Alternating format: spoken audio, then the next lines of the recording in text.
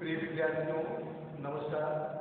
मैं doctor VK Singh आप लोगों को आज वैदिककालीन शिक्षा के विषय में अध्ययन करेंगे। वैदिककालीन शिक्षा का टाइम पीरियड है 2500 BC से 500 BC तक। BC बिफोर क्राइस्ट ईसा पूर्व होता है। इंग्लिश में इसे बिफोर क्राइस्ट कहते हैं, हिंदी में ईसा पूर्व।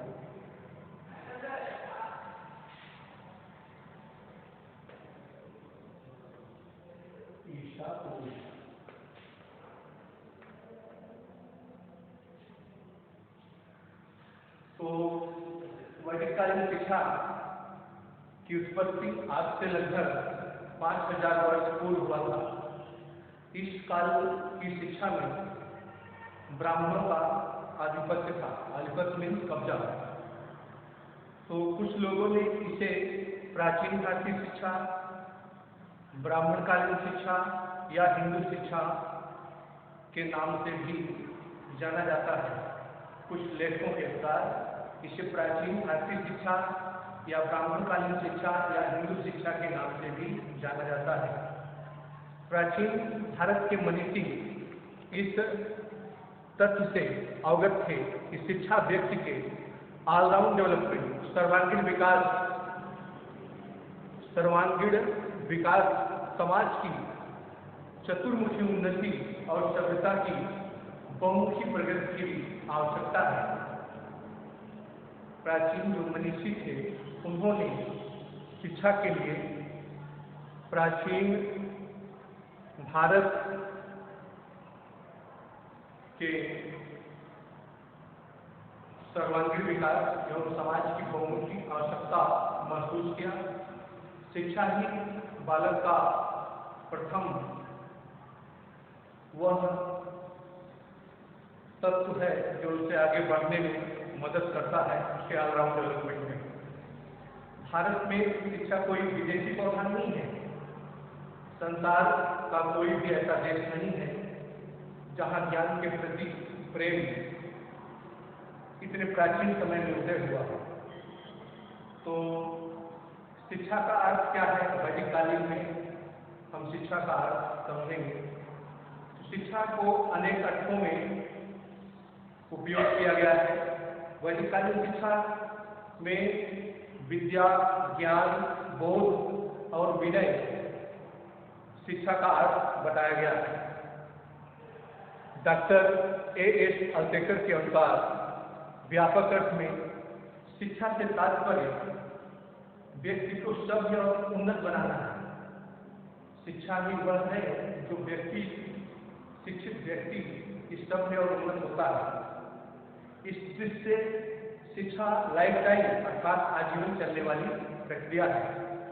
सीमित अर्थ में औपचारिक शिक्षा से तात्पर्य व्यक्ति को गृहस्थ आश्रम में प्रवेश करने से पूर्व छात्र को गुरु से प्राप्त होती है। औपचारिक शिक्षा वह है जो व्यक्ति को गृहस्थ आश्रम में प्रवेश करने से पूर्व गुरु से प्राप्त होती है। शिक्षा का महत्व क्या है हमारे जीवन में? तो प्राचीन भारत में शिक्षा को अत्यधिक महत्व दिया जाता था। इसका एक प्रमाण भी है कि शिक्षा को प्रकाश का स्रोत और अंतर्दृष्टि, अंतर्ज्योति, ज्ञान चक्षु और मनुष्य का तीसरा नेत्र माना जाता है।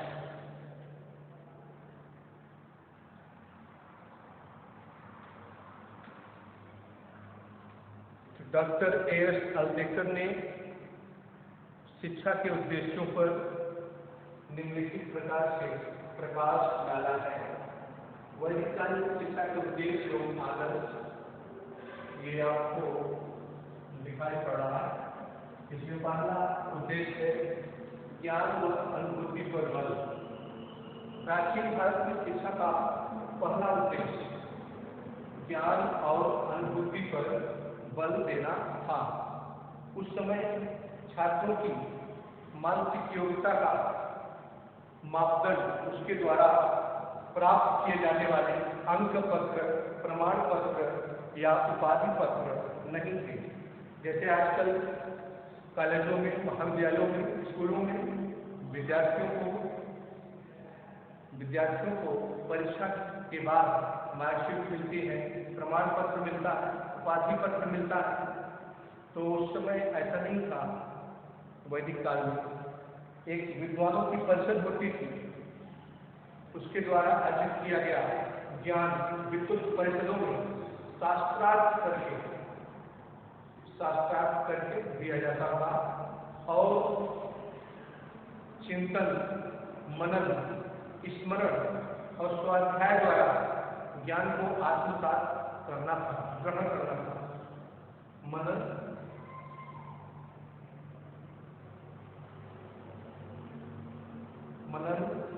उसके बाद स्मरण और स्वाध्याय, स्मरण और स्वाध्याय द्वारा ज्ञान को आत्मसात किया जाता था, ग्रहण किया जाता था।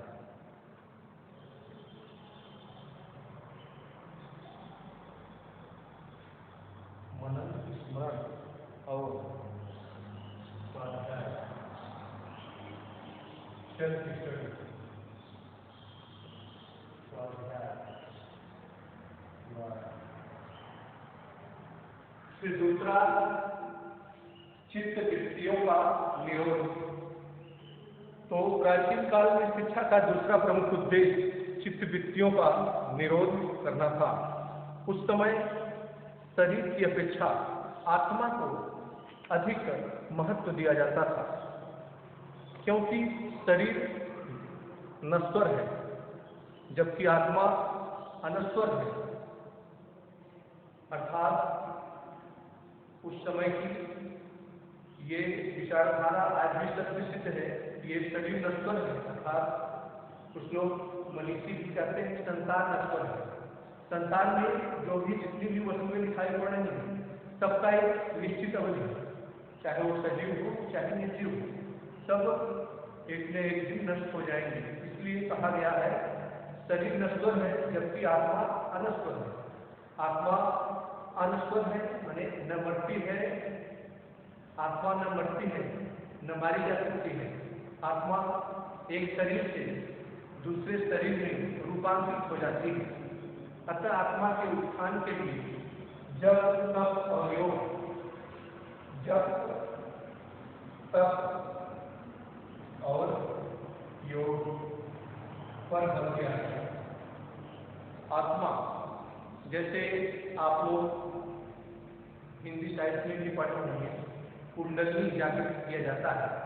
सहस्त्राधार कुंडली जहाँ पर होती है, जो ये नाभि होती है, यहाँ से उसका जागरण होता है और सहस्त्राधार चक्र यहाँ।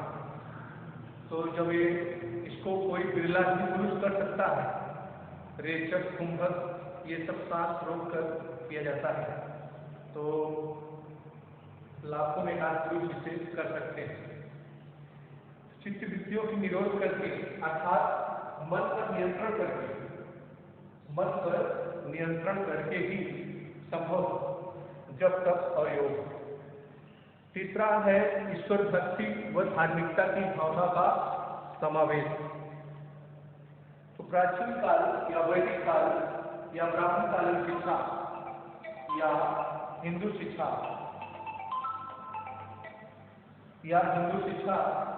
में ईश्वर भक्ति एवं धार्मिकता का समावेश करना था। उस समय उसी शिक्षा को सार्थक माना जाता था जो इस संसार से व्यक्ति को मुक्ति संभव बनाए।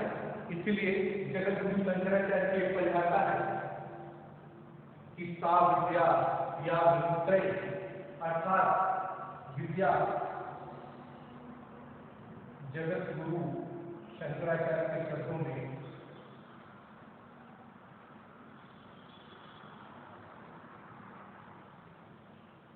जगत गुरु शंकराचार्य के शब्दों में सा विद्या या विमुक्तये, सा विद्या या विमुक्तये, अर्थात विद्या या शिक्षा वह है जो इस सांसारिक मायामोह से मुक्ति दिलाए। तो ईश्वर भक्ति और धार्मिकता की भावना का समावेश होने पर तो ये जो कथन है जगत गुरु शंकराचार्य का, उसकी अनुभूति होगी और व्यक्ति को मुक्ति के साधन मिलेंगे। मुक्ति व्यक्ति को तभी प्राप्त हो सकती है जब वह ईश्वर भक्ति एवं धार्मिकता की भावना से सराबोर होगा। छात्रों में इस भावना को भरने के लिए व्रत, यज्ञ, उपासना, धार्मिक उत्सव आदि का आयोजन किया जाए और उसमें उसकी भावना को विकसित किया जाता है। चौथा है चरित्र का निर्माण। करेक्टर। प्राचीन भारत में शिक्षा का चौथा प्रमुख उद्देश्य चरित्र का निर्माण करना था। मनुस्मृति में लिखा है, केवल गायत्री मंत्र का ज्ञान रखने वाला चरित्रवान ब्राह्मण संपूर्ण वेदों के ज्ञाता पर चरित्रहीन विद्वान से कहीं अधिक श्रेष्ठ है। तो गायत्री मंत्र ओम भूर्भुवः स्वः तत्सवितुर्वरेण्यं भर्गो देवस्य धीमहि धियो यो महि प्रचोदयात्, इसका उच्चारण करने वाला ब्राह्मण जो विद्वान है वो वेदों के ज्ञाता पर चरित्रहीन विद्वान से कहीं अधिक श्रेष्ठ माना गया है।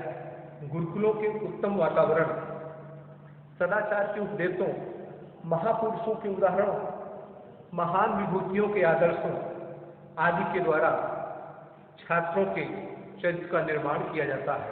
जैसे आजकल भी विद्यालयों में महान विभूतियां एक पुस्तक पढ़ाई जाती है जिसमें रविन्द्रनाथ टैगोर, महात्मा गांधी, स्वामी विवेकानंद, राधा कृष्ण, राजेंद्र प्रसाद आदि के चारित्रिक एवं उनकी जीवनी का अध्ययन करके बालक को उससे अनुसरण करने का प्रयास कराया जाता है। पांचवा है वैदिकालीन शिक्षा का उद्देश्य व्यक्तित्व का विकास, डेवलपमेंट ऑफ पर्सनालिटी। तो वैदिकालीन शिक्षा का पांचवा उद्देश्य छात्रों के व्यक्तित्व का सर्वांगीण विकास करना था, ऑलराउंड डेवलपमेंट ऑफ पर्सनालिटी। इस उद्देश्य के लिए उसमें आत्मसंयम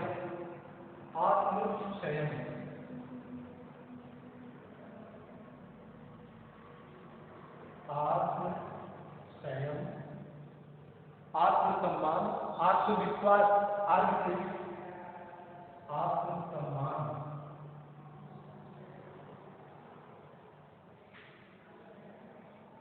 आत्मविश्वास आदि गुणों को विकसित किया जाता है। ये पर्सनालिटी डेवलपमेंट की आवश्यक गुण है। आत्मसंयम, आत्मसम्मान, आत्मविश्वास, संयम जीवन, आत्मसम्मान, सेल्फ रेस्पेक्ट, आत्मविश्वास। जब आप अपना किसी का रेस्पेक्ट करेंगे तो आपको भी रेस्पेक्ट करेगा, किसी पर आप विश्वास, अपना विश्वास जताएंगे तब आप पर विश्वास करेगा। और आत्मसंयम, संयम जीवन में वो जब तक योग के माध्यम से प्राप्त किया जा सकता है। फिर गोष्ठियों का आयोजन, साथ ही गोष्ठियों में वाद विवाद प्रतियोगिताओं का, सभाओं का आयोजन करके उसमें विवेक, न्याय एवं निष्पक्षता जैसी शक्तियों का जन्म देकर उनको बलवती बनाया जाता था। जैसे वाद विवाद प्रतियोगिता होता है, गोष्ठियाँ, सेमिनार होते हैं, उसमें छात्र को फला विषय का टॉपिक दे दिया गया है, जैसे पर्यावरण शिक्षा पर या ग्लोबल वार्मिंग पर बोलने के लिए। तो उसमें सेमिनार में तो कई विशेष जैसे विश्वविद्यालयों में और कई कॉलेजों के प्रोफेसर स्टूडेंट सब भाग लेते हैं। उसमें टॉपिक पर बोलना पड़ता है, उसको प्रिंट भी देना पड़ता है, उसके बाद उसे एक प्रमाण पत्र दिया जाता है कि फला छात्र ने या फला प्रोफेसर ने फला सेमिनार में भाग लिया। वाद विवाद प्रतियोगिता, कोई टॉपिक दिया गया, उसके पक्ष में लोग बोलेंगे, विपक्ष में बोलेंगे, इससे उन्हें बोलने की शक्ति का, अपने आत्म ज्ञान का परीक्षण भी होता है। तो उसमें सभाओं का आयोजन करके उसमें विवेक का होता है, अच्छे और बुरे का ज्ञान, न्याय जस्टिस करने का और निष्पक्षता की शक्तियों को जन्म मिलता है। ये व्यक्तित्व का विकास वाद विवाद प्रतियोगिताओं के माध्यम से एवं गोष्ठी में सेमिनार के माध्यम से हम विवेक, न्याय और निष्पक्षता की शक्तियों का विकास करते हैं।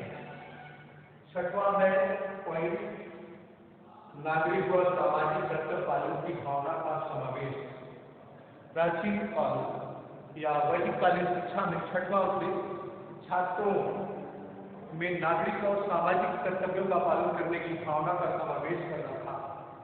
उस समय इस उद्देश्य की प्राप्ति के लिए छात्रों को गुरु द्वारा विभिन्न प्रकार के उपदेश दिए जाते थे, जैसे अतिथियों का सत्कार करना, दीन दुखियों की सहायता करना, वैदिक साहित्य की निःशुल्क शिक्षा देना, दूसरों के प्रति निस्वार्थता का व्यवहार करना, पिता पति पुत्र के रूप में अपने कर्तव्यों का पालन करना, ये सब नागरिकों सामाजिक कर्तव्य की भावना का समावेश में किया जाता था।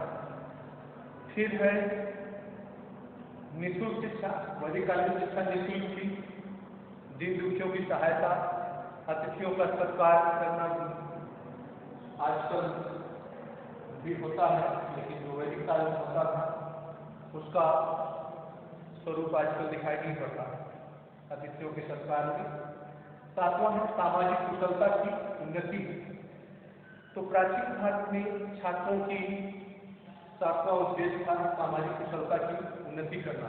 उस समय शिक्षा केवल व्यक्ति का मानसिक विकास ही नहीं करती थी, बल्कि सामाजिक कुशलता में उसकी उन्नति भी करती थी। इस उद्देश्य की प्राप्ति के लिए छात्रों को उनकी रुचि और वर्ण के अनुसार किसी उद्योग एवं व्यवसाय की शिक्षा अनिवार्य रूप से दी जाती है। जैसे वयस्क व्यवसायी होता है, तो मान लो कोई चौरसिया है, पान बेचता है, तो उसे उस की शिक्षा दी जाती थी। कोई व्यवसाय है, जैसे तमाम प्रकार के व्यवसाय हैं, आप लोग जानते हैं कौन सा व्यवसाय। कोई दुकान खोलता है, कोई फल बेचता है, कोई किसी का पशु पक्षी का पालन भी करता है।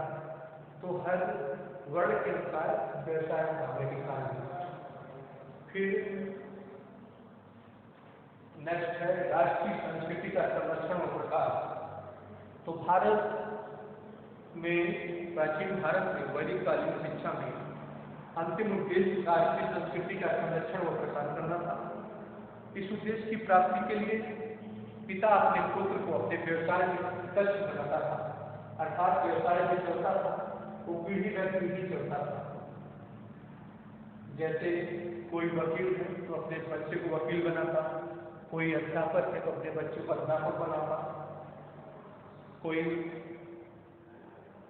अपना फल बेचता है तो अपने बच्चे को फल बेचता, कोई दूध का व्यवसाय करता है तो बालक को, अपने पुत्र को दूध का व्यवसाय की शिक्षा ग्रहण करता था।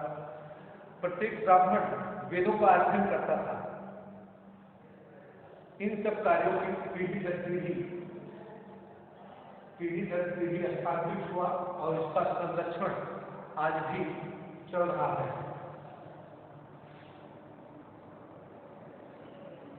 अब हम आगे देखेंगे कि शिक्षा व्यवस्था कैसे थी।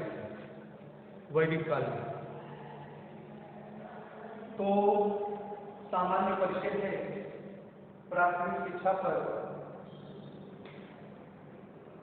ब्राह्मणों का आधिपत्य था।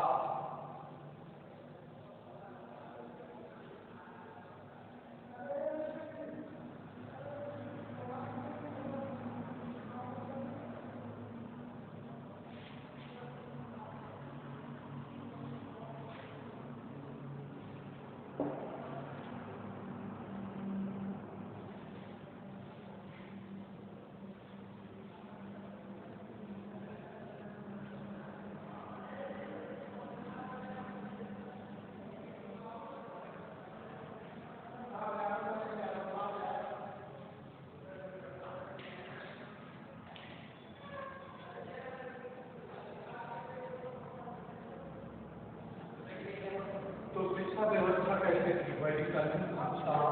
शिक्षा व्यवस्था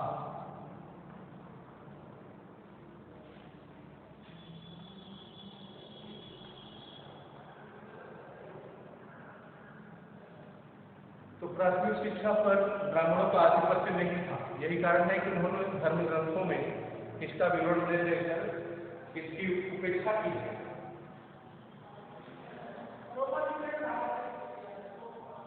प्राथमिक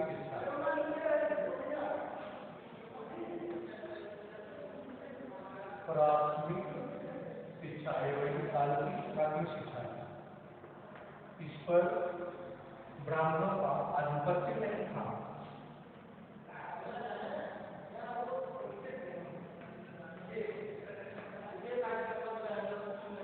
ब्राह्मणों का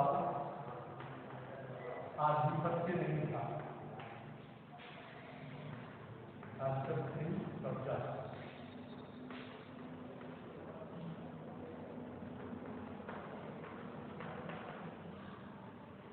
तो उसमें प्रवेश कैसे होती थी?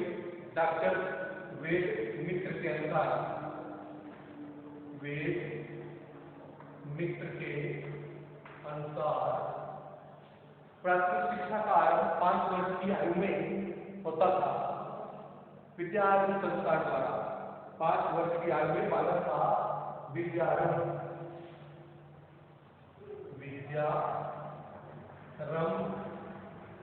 संस्कार द्वारा होता था। विद्यारंभ संस्कार बालक का 5 वर्ष की आयु में होता था। यह सभी के लिए अनिवार्य था। ब्राह्मण से वयस्क सभी बच्चे इस संस्कार को ग्रहण कर सकते थे। तो इसकी अवधि 6 वर्ष की। 5 वर्ष का बालक जब विद्यारंभ संस्कार ग्रहण करके सभी जातियों के बालकों की अनिवार्य था ये, तो इसकी अवधि 6 वर्ष की। 6 वर्ष तक वो शिक्षा ग्रहण करता था। 5 वर्ष का बालक जब विद्यारंभ प्राथमिक शिक्षा हो 6 वर्ष तक, 5 वर्ष का एडमिशन लेता था मान लो, तो 1 2 3 4 5 6 साल तक वो अध्ययन करता था। पाठ्यक्रम क्या था प्राथमिक शिक्षा का? पाठ्यक्रम देखिए तो पाठ्यक्रम में प्राथमिक शिक्षा के छात्रों को कुछ वादक यंत्रों का उच्चारण करना पड़ता था। वादक यंत्र जो मेडिकल मशीन यंत्र हैं उनको उच्चारित कराया जाता था। जैसे छोटे बच्चों को हम पशु पक्षियों की बोली सिखाते हैं, उसी प्रकार उस समय वादक यंत्रों द्वारा उन्हें बोलना, वादक यंत्रों की भाषा बोलना सिखाया जाता था। उसके बाद पढ़ने लिखने की शिक्षा दी जाती है। इस प्रकार शिक्षा का पाठ्यक्रम था। वैदिक मंत्रों का स्मरण, पढ़ना और लिखना, भाषा साहित्य व्याकरण, ये आपकी प्राथमिक शिक्षा का। भाषा का अध्ययन करना, लिखना, पढ़ना और साहित्य का अध्ययन, व्याकरण का, क्योंकि व्याकरण ही भाषा की जननी होती है। जिस भी भाषा का अध्ययन करना हो उसका व्याकरण मजबूत होना चाहिए। किसी भी भाषा का विद्वान बनने के लिए उसका ग्रामर पोर्शन अच्छा होना चाहिए, इसलिए पहले ग्रामर पढ़ाया जाता है वैदिक काल में भी। तो उच्च शिक्षा कैसे थी वैदिक काल में? उच्च शिक्षा वैदिक कालीन उच्च शिक्षा, तो लेखकों का अनुमान है कि ये 5वीं शताब्दी ईसा पूर्व की गई होगी। यही उच्च शिक्षा का सूत्रपात होता है। इसका प्रवेश एवं अवधि क्या था? उच्च शिक्षा प्राप्त करने का अधिकार केवल ब्राह्मणों को था। उच्च शिक्षा प्राप्त करने का अधिकार केवल ब्राह्मणों को था। ब्राह्मणों के साथ किसको किसको? ब्राह्मणों,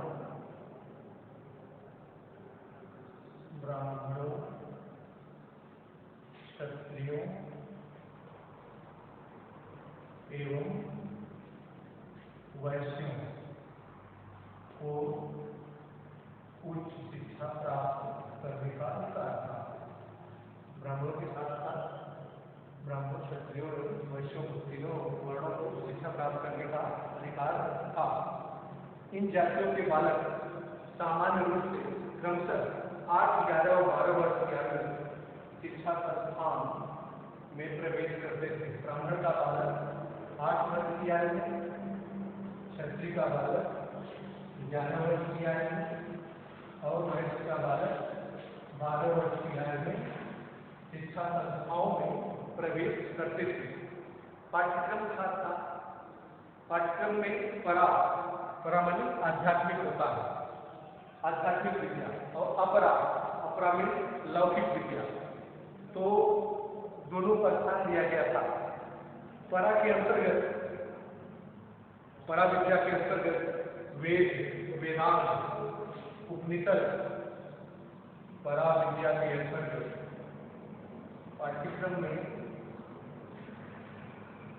पाठ्यक्रम उच्च शिक्षा का परा विद्या के अंतर्गत वेद, वेदांत,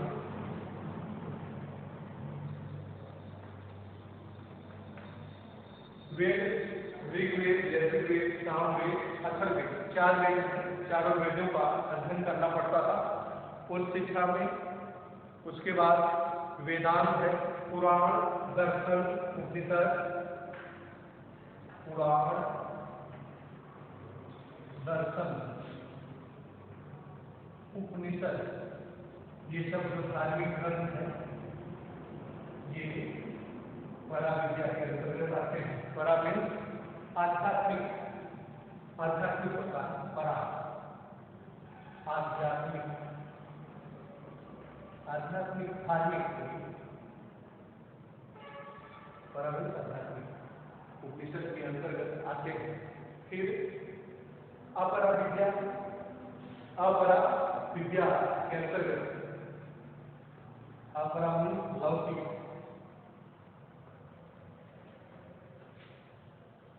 लौकिक विद्या के अंतर्गत अध्ययन कराया जाता था। इतिहास,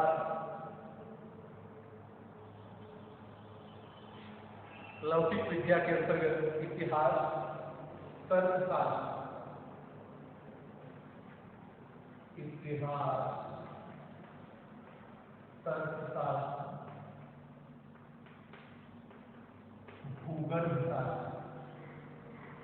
भूगर्भ जो पृथ्वी के नीचे अंदर का अध्ययन करता है, भूगर्भ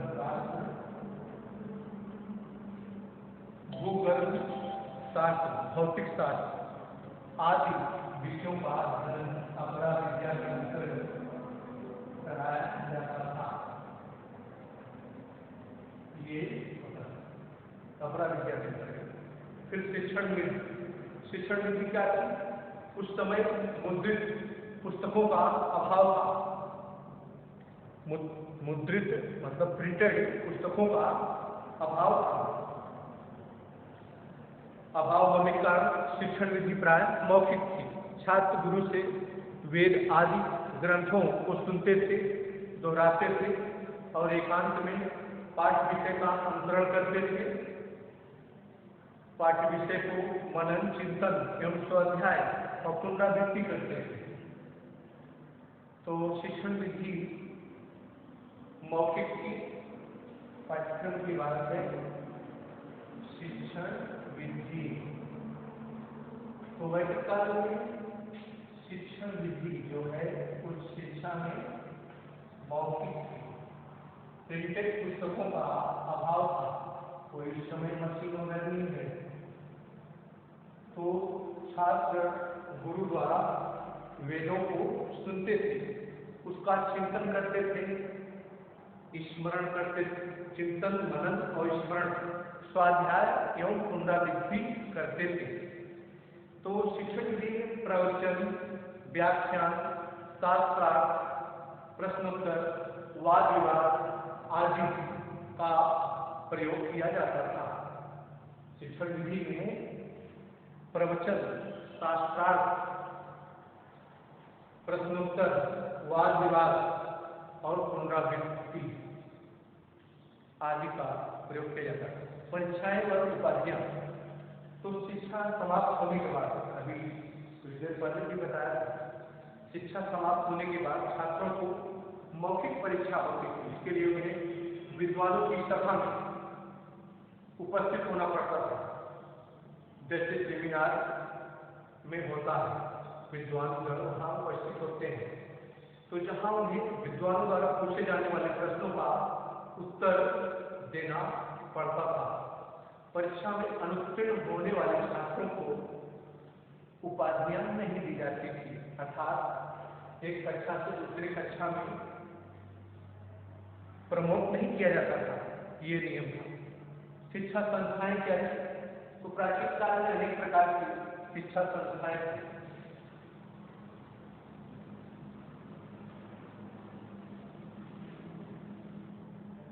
प्राचीन काल में अनेक प्रकार की शिक्षा संस्थाएं थी। पहला है टोल। तो टोल में संस्कृत भाषा की शिक्षा दी जाती थी। एक टोल में एक शिक्षक होता था। दूसरा है चरण शिक्षा संस्थाएं। प्राचीन काल में निम्नलिखित शिक्षा संस्थाएं थी। पहला टोल,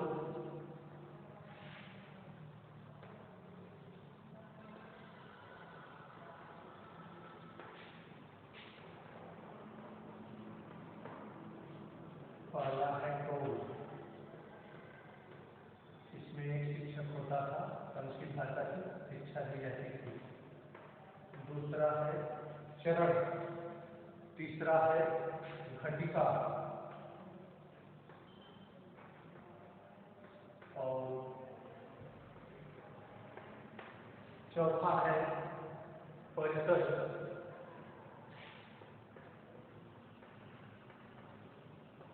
पांचवा है गुरुकुल। छठा है विद्यापीठ, विशिष्ट विद्यालय, विद्यापीठ।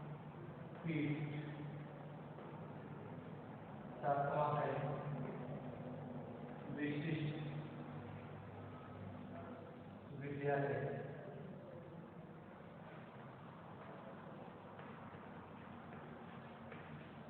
आठवां है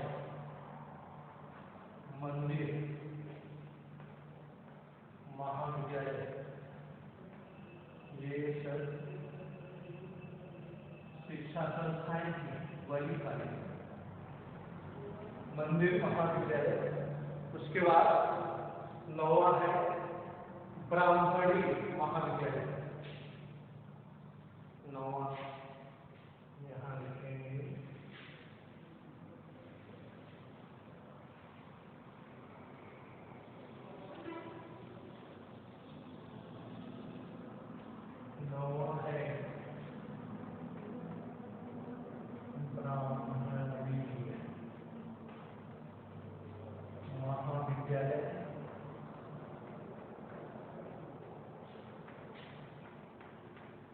10वां है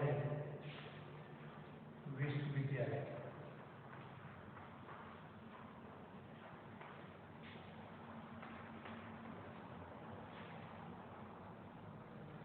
तो चरण इसमें 16 में बताया कि एक शिक्षक होते, इसमें संक्षिप्त भाषा की शिक्षा दी जाती थी।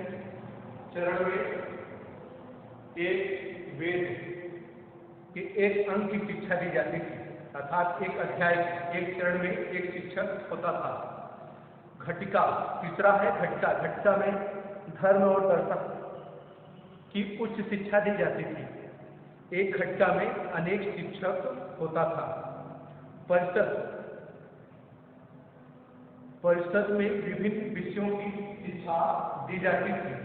एक परिषद में साधारणतः 10 शिक्षक होते हैं, जैसे विश्वविद्यालयों में होता है कला संकाय, विज्ञान संकाय, वाणिज्य संकाय, हर विषय का अलग अलग संकाय होता है।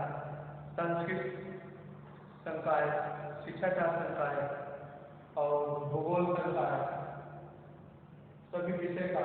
उसी प्रकार से इस परिषद में भी 10 शिक्षक होते थे और विभिन्न विषयों की शिक्षा दी जाती थी। विद्यापीठ में व्याकरण नहीं, उसके पहले गुरुकुल है। गुरुकुल में वेदों, साहित्य, धर्मशास्त्र आदि की शिक्षा दी जाती है। गुरुकुल में वेद, साहित्य, धर्मशास्त्र। वेद में है आपका ऋग्वेद, सबसे पुराना प्राचीन वेद है ऋग्वेद, यजुर्वेद, सामवेद, अथर्ववेद। जैसे परीक्षा में आ गया चारों वेद, ऊपर प्रश्न पूछा कि सबसे प्राचीन वेद कौन सा है, तो उसमें आप ऑप्शन ऋग्वेद। तो आगे है विद्यापीठ। विद्यापीठ में व्याकरण और तर्कशास्त्र रीजनिंग की शिक्षा दी जाती है। फिर 7वां है विशिष्ट विद्यालय। विशिष्ट विद्यालयों में एक विशिष्ट विषय की शिक्षा दी जाती है। वैदिक विद्यालयों में वेदों और सूत्र, विद्यालय में यज्ञ हवन आदि की। इसमें एक शिक्षक होता था। मंदिर महाविद्यालय, ये महाविद्यालय मंदिरों के समीप सटे हुए होते थे। इसमें धर्म, दर्शन, वेदों, व्याकरण आदि की शिक्षा दी जाती थी। एक मंदिर महाविद्यालय में अनेक शिक्षक होते थे। उसके बाद 9वां है ब्राह्मणी महाविद्यालय। इस महाविद्यालय को चतुष्पदी कहा जाता था, क्योंकि इसमें चारों शास्त्रों अर्थात अग्रांतिक चारों विषयों की शिक्षा दी जाती थी, जैसे दर्शन की, पुराण की, कानून की, व्याकरण की। एक ब्राह्मणी महाविद्यालय में एक शिक्षक होता था, अर्थात जो मंदिर का पुजारी होता था वही उस मंदिर महाविद्यालय का शिक्षक होता था और वही चारों विषयों का अध्ययन कराता था। वो चारों विषय कौन से थे? दर्शन, पुराण, कानून, व्याकरण। उसके बाद विश्वविद्यालय, यूनिवर्सिटी। उस शिक्षा कुछ संस्थाओं ने बाद में विश्वविद्यालय का रूप ग्रहण किया। इनमें धार्मिक शिक्षा के अतिरिक्त वाणिज्य, चित्रकला, चिकित्सा शास्त्र, धार्मिक शिक्षा के अतिरिक्त वाणिज्य, चित्रकला, चिकित्सा शास्त्र आदि की शिक्षा दी जाती है। चरक आदि जो उस समय के वैद्य थे, वैदिक कालीन, आज भी उनका जो रिएक्शन था केमिकल, उसको विज्ञान भी मानता है। तो बनारस, नालंदा और तक्षशिला विश्वविद्यालय अधिक प्रसिद्ध थे। बनारस में था विश्वविद्यालय और नालंदा बिहार, और तक्षशिला रावलपिंडी से 40 मील दूर स्थित है। तक्षशिला के विद्यार्थी थे आचार्य चाणक्य, जो आज भी चाणक्य की नीतियों को हम अपने जीवन में अनुसरण करते हैं। और नालंदा विश्वविद्यालय तो विश्व प्रसिद्ध है। वहाँ पर चीन, जावा, कंबोडिया, सुमात्रा से कम चीन से ही 10,000 विद्यार्थी नालंदा विश्वविद्यालय में पढ़ते थे। नालंदा विश्वविद्यालय का बख्तियार खिलजी ने तहस नहस कर दिया, उसमें आग लगवा दिया। आज भी नालंदा के अवशेष हैं, अब उसी के नाम से आज भी एक नया विश्वविद्यालय नालंदा विश्वविद्यालय बन गया है। स्त्री शिक्षा, जो शिक्षा के अन्य क्षेत्र थे, वेदों पुरुषों के समान स्त्रियों को भी शिक्षा ग्रहण करने का अधिकार था। पुरुषों के समान स्त्रियों को भी शिक्षा ग्रहण करने का अधिकार था, लेकिन कुलीन वंश की स्त्रियां, उच्च कुल या राजघराने की स्त्रियां ही शिक्षित हो पाती थी। तो स्वतंत्र थी शिक्षा ग्रहण करने के लिए, लेकिन सभी वर्ग की स्त्रियां शिक्षित नहीं हो पाती थी। पुरुषों के साथ यज्ञ में भी भाग लेती थी। प्राचीन कालों की विदुषी स्त्रियों में घोषा, गार्गी, घोषा था नाम, गार्गी, अनुसुईया, सती अनुसुईया, अपाला, ये विदुषी महिलाएं वैदिकालीन शिक्षा की, जिन्होंने तो बालिकाओं के धर्म के साथ साथ नृत्य, संगीत, काव्य रचना आदि की भी शिक्षा दी जाती थी। बाद में स्त्रियों की शिक्षा पर प्रतिबंध लगा दिया गया। तो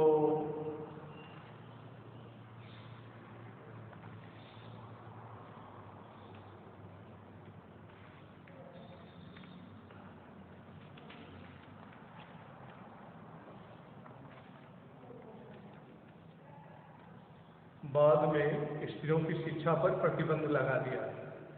फिर दूसरा था व्यावसायिक शिक्षा। उस समय व्यवसाय प्राचीन भारत में धर्म का मानव जीवन में अत्यधिक महत्व था या स्थान था। शिक्षा मुख्य धार्मिक और आध्यात्मिक थी, तो किंतु व्यावसायिक शिक्षा को आवश्यक मानकर उनकी समुचित व्यवस्था की गई थी। फिर सैनिक शिक्षा, स्त्री शिक्षा के बाद था व्यावसायिक शिक्षा। व्यावसायिक शिक्षा, इसमें भी धर्म वगैरह की शिक्षा दी जाती थी। फिर सैनिक शिक्षा, मिलिट्री एजुकेशन, सैनिक शिक्षा, सैनिक शिक्षा व्यावसायिक आचार्यों द्वारा दी जाती है। आचार्यों में द्रोणाचार्य का नाम आज भी प्रसिद्ध है। भारत के अनेक सैनिक तक्षशिला जैसे विश्वविख्यात विश्वविद्यालय इस सैन्य प्रशिक्षण के केंद्र थे। तक्षशिला रावलपिंडी से 40 मील दूर पाकिस्तान में स्थित है। यह शिक्षा विशेष रूप से क्षत्रियों और राजकुमारों के लिए सैनिक शिक्षा से पहले उपनयन संस्कार आवश्यक था, उसके बाद उसे युद्ध कला की शिक्षा दी जाती थी। तो चिकित्सा शास्त्र की शिक्षा, मेडिकल साइंस की शिक्षा भी उन्हें दी जाती थी विश्वविद्यालयों में। चिकित्सा शास्त्र,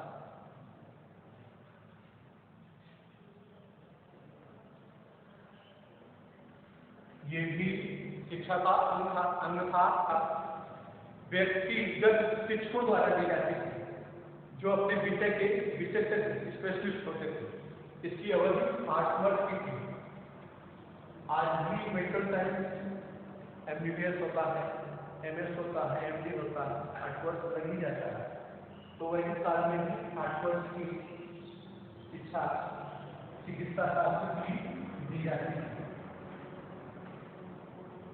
इसके बाद नेक्स्ट है चिकित्सा शास्त्र के बाद है वाणिज्य शिक्षा। वाणिज्य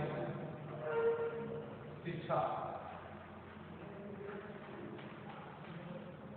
वाणिज्य शिक्षा वैश्यों के लिए थी। वाणिज्य, व्यावसायिक, मनुस्मृति में और कौटिल्य के अर्थशास्त्र में इस शिक्षा का पूर्ण वर्णन मिलता है। इसमें क्रय विक्रय के नियम, आर्थिक व व्यावसायिक भूगोल की विभिन्न क्षेत्रों की उपज एवं आवश्यकता इत्यादि का अध्ययन एवं शिक्षा दी जाती थी। वयस्क बालकों को वाणिज्य की व्यावहारिक शिक्षा अपने पिता से और अपने घर की दुकान पर अनुभव तथा अभ्यास से प्राप्त होती थी। तो नेक्स्ट है, अब हम पढ़ेंगे वैदिक कालीन शिक्षा के गुण या विशेषताएं क्या है।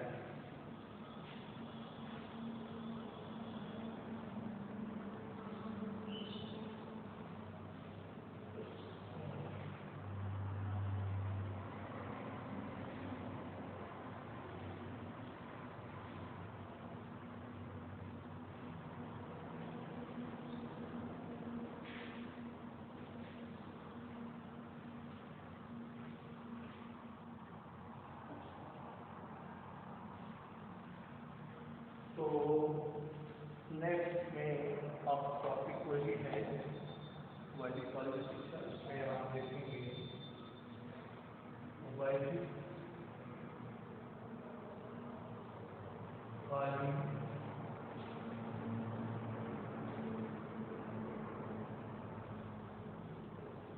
शिक्षा की विशेषताएं क्या अच्छाइयाँ, विशेषताएं या गुण। तो निम्नलिखित इसमें विशेषताएं थी वैदिक कालीन शिक्षा की। पहला था विद्यारंभ,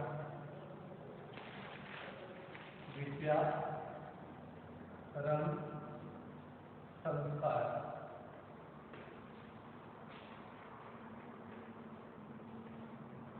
दूसरा था उपनयन संस्कार।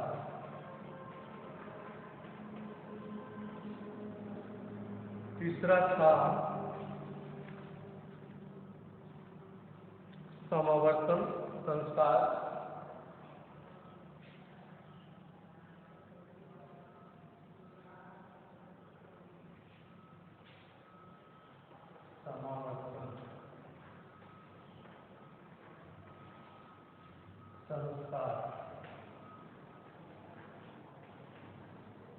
चौथा है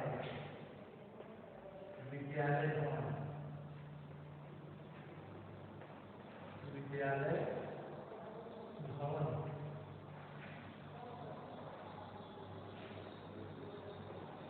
पांचवा है प्रकृति से संपर्क, प्रकृति से संपर्क। छठा है गुरुकुल प्रणाली। छठवां है गुरुकुल प्रणाली। सातवां है वैदिक काल में शिक्षा आरंभ करने की आयु। सातवां है वैदिक काल में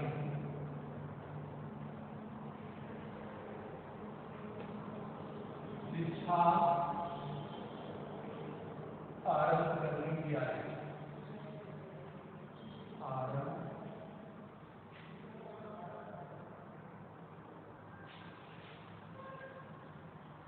करने की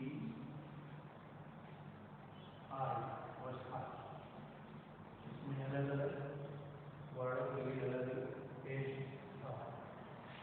सातवां के बाद आठवां है अध्ययन की अवधि।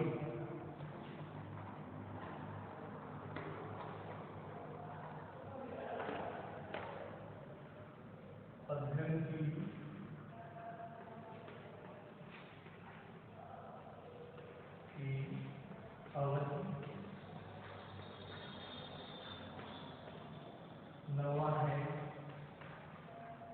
शिक्षा सत्र व छुट्टियां,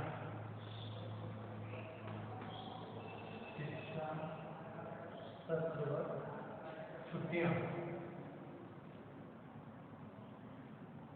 10वां है निःशुल्क व सार्वभौम शिक्षा। निःशुल्क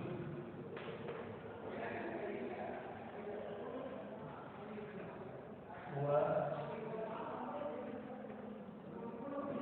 सार्वभौम।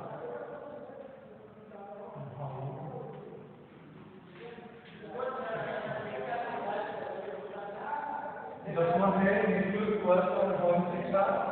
11वां है शिक्षण का समय।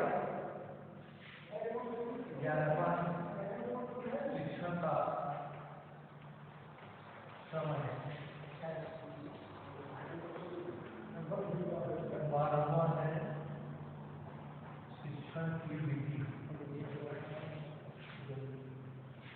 शिक्षण की विधि क्या? 13वां है कक्षा 9 की पद्धति, मॉनिटरिंग प्रणाली।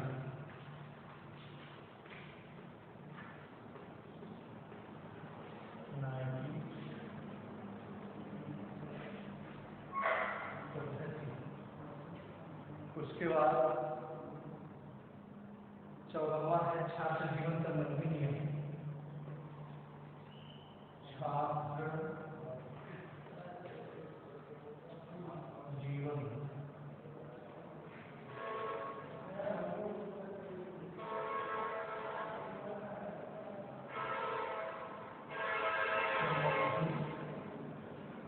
नियम। तो छात्र जीवन संबंधी नियम, इसमें पहला था आदतें क्या थी छात्रों की। आदतें, दिनचर्या, खान पान, वेशभूषा, आचार व्यवहार। इसमें पहला था आदतें, दूसरा था दिनचर्या,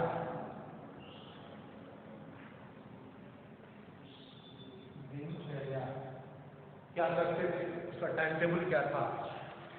दिन में 24 घंटे का समय सारणी था, कब क्या करना है, दिनचर्या बताया जाएगा अभी इसका डिटेल।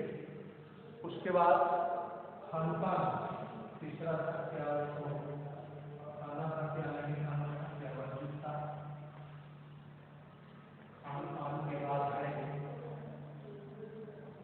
खान पान के बाद है वेशभूषा, आचार व्यवहार।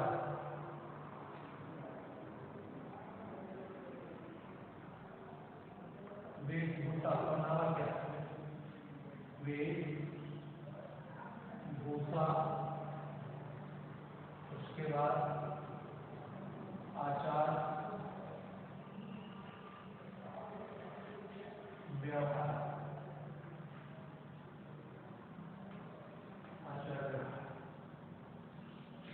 फिर नेक्स्ट है इसके आगे गुरु शिष्य संबंध।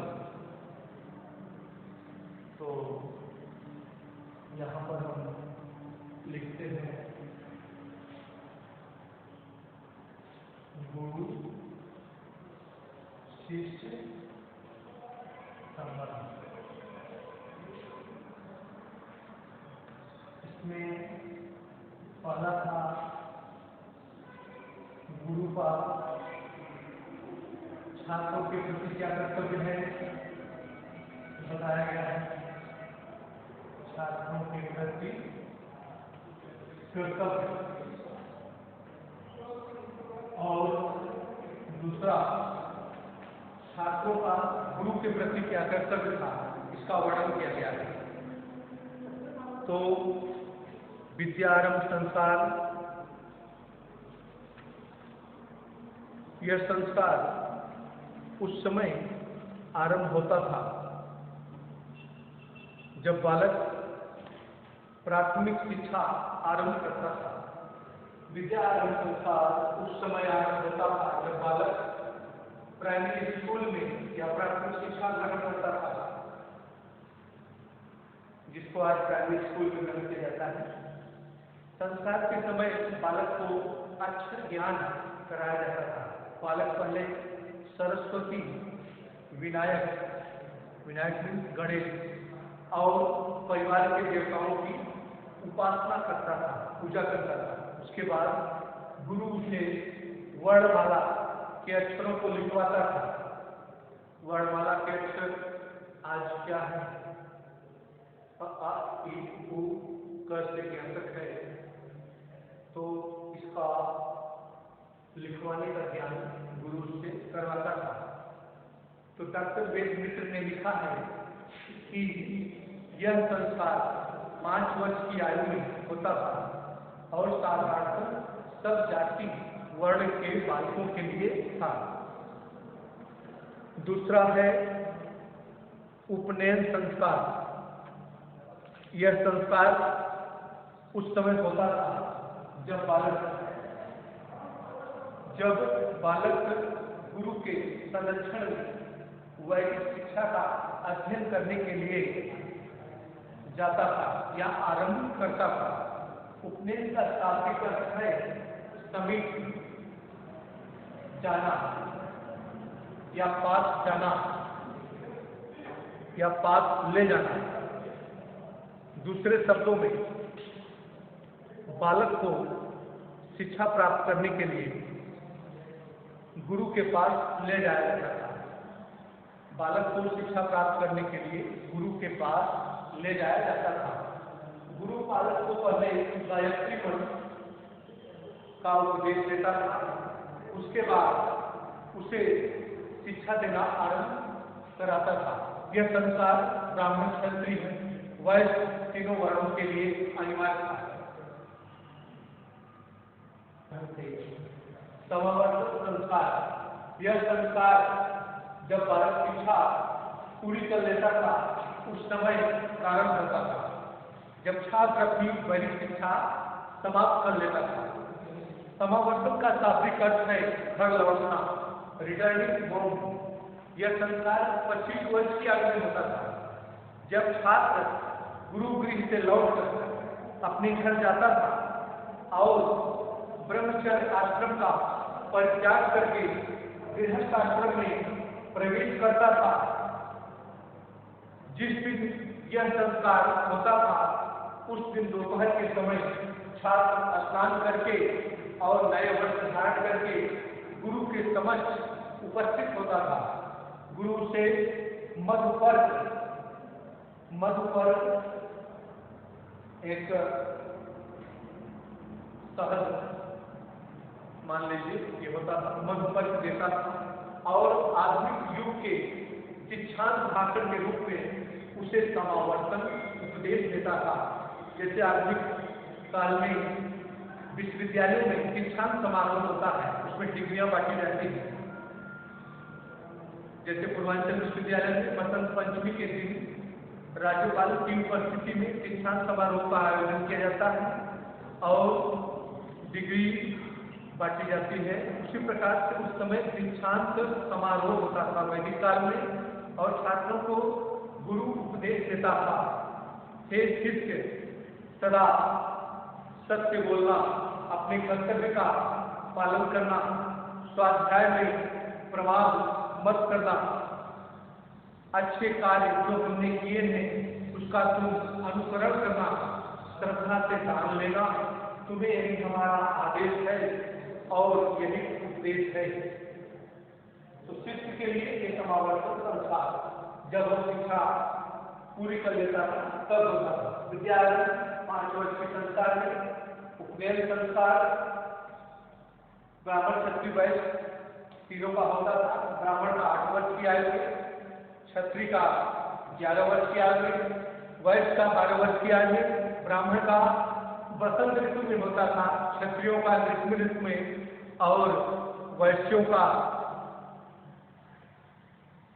सरल ऋतु में होता था, उपनयन संस्कार। फिर नेक्स्ट क्लास में हम पढ़ाएंगे। धन्यवाद।